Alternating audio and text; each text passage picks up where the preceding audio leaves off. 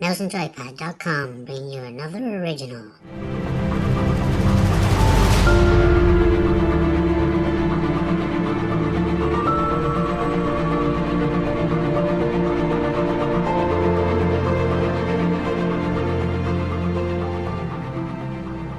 Trevor Anderson here for Mouse and Joypad E3 2015.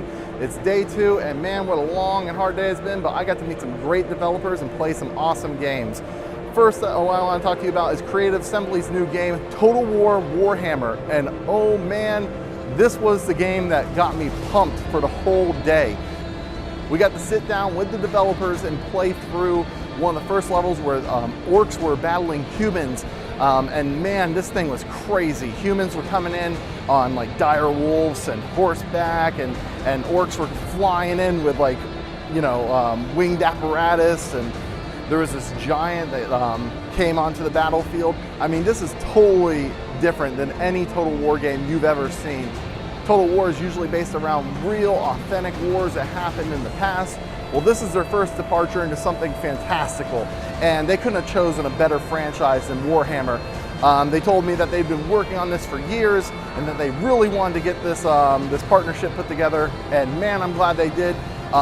Rome 2 had a lot of problems, and just looking at the build that this game is already in, I can tell you that it's a far shot off from what the quality of Rome 2 was, and I am thoroughly satisfied with what I saw, and I can't wait to play it when it gets fully released. 2K Games, I got to see a couple games from them, including Civilization Beyond Earth. They have a new DLC coming out called Rising Tide. It's going to take Civilizations Beyond Earth setting, but add in water cultivation, where you can go out and build bases on the oceans and seas. You can mine for resources out of there. There's also a lot of new creatures. There's like a giant crab creature, and there was some living coral that you had to take out in order to get to these pockets of energy that were underneath the ocean. I also got to check out XCOM 2. While I'm not very familiar with this franchise, this storyline seems very engaging.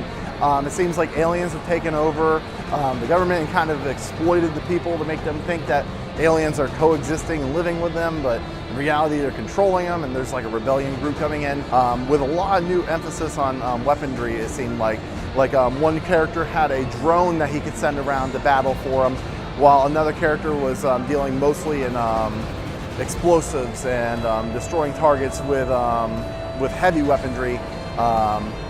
And overall, I was just thoroughly impressed with it. And finally, last but not least, I got to see Battleborn, and wow, that game got me so amped up. It's like they took Borderlands and put it into an arena type environment with, it is absolutely ridiculous how many different characters they have in this game.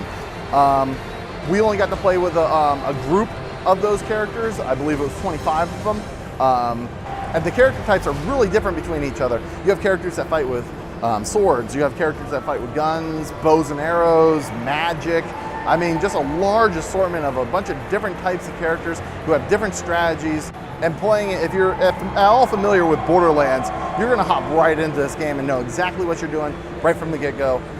It just seems like it's a much bigger scale Borderlands than even Borderlands, which is pretty crazy to say.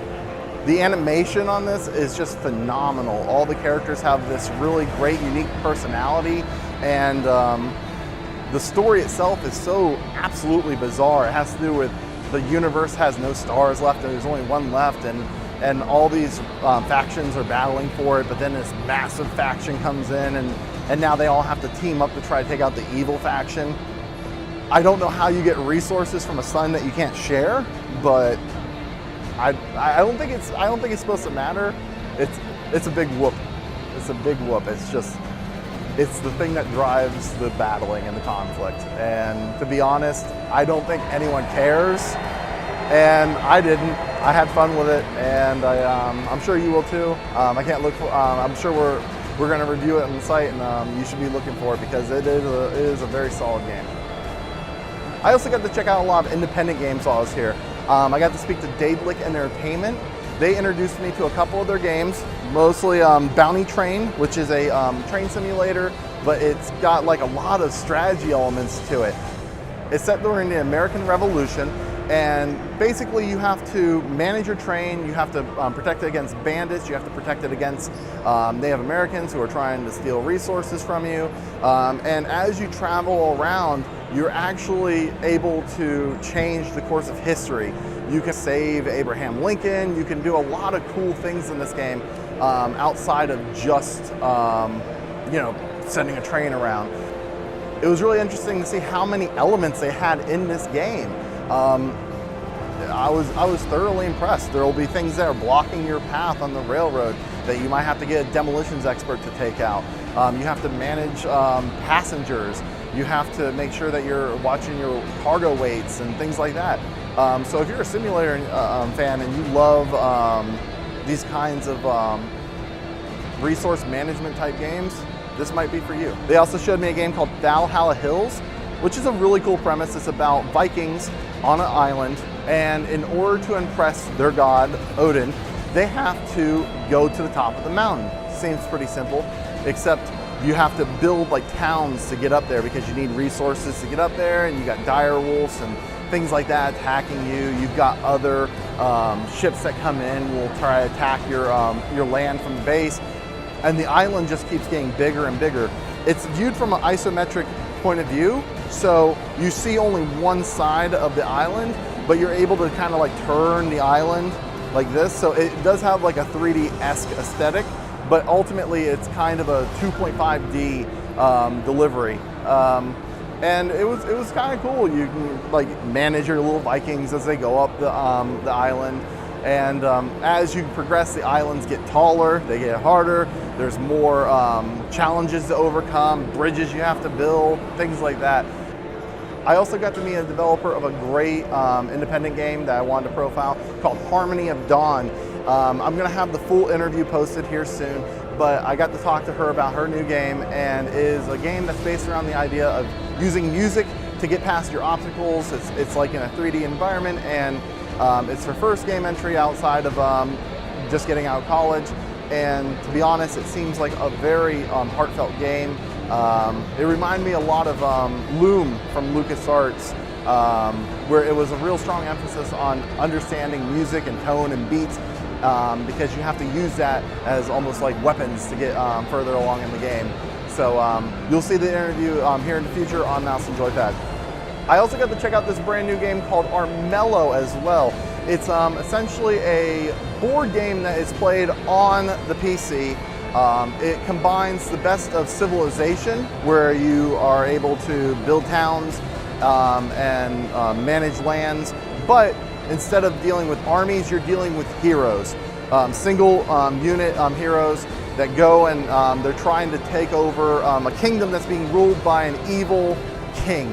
And the way that you do that is by building up your characters and either attacking them head on or using political strategies to use other people to your advantage and to take them out in non-violent ways. It seemed really interesting. He was a big Magic the Gathering fan like myself, and that was one of the things he wanted to implement in the game. But not just is there a attack point and a damage point and a defense point, but there's also dice rolling. So there's an element of chance in the game as well. In fact, while he was showing me the game, something that was supposed to, not even have a chance of happening ended up happening. And it was, while I was standing there, I was like going, wow, this is really cool. Like, that's really amazing. So the game is coming out for PC here soon, and I'll have more details in a future article. But I want to thank you guys for watching this recap video. I'm sure to have full comprehensive reports of all the information that I've gotten here at the event in the coming weeks. So if any of this interests you, make sure you keep watching Mouse and Joypad, because we're gonna blow that site up with more information than you could ever possibly read. My name is Trevor Anderson. I appreciate you watching this video, and keep reading Mouse and Joypad. We're a bunch of gamers. You're a gamer. Let's make this happen. And join me tomorrow, because I'll be bringing you more live coverage from here at E3 2015. It's the last day of the conference, and I've got a booked schedule. So, hey, I hope you enjoyed the video. It's E3! It's E3! It's fucking great.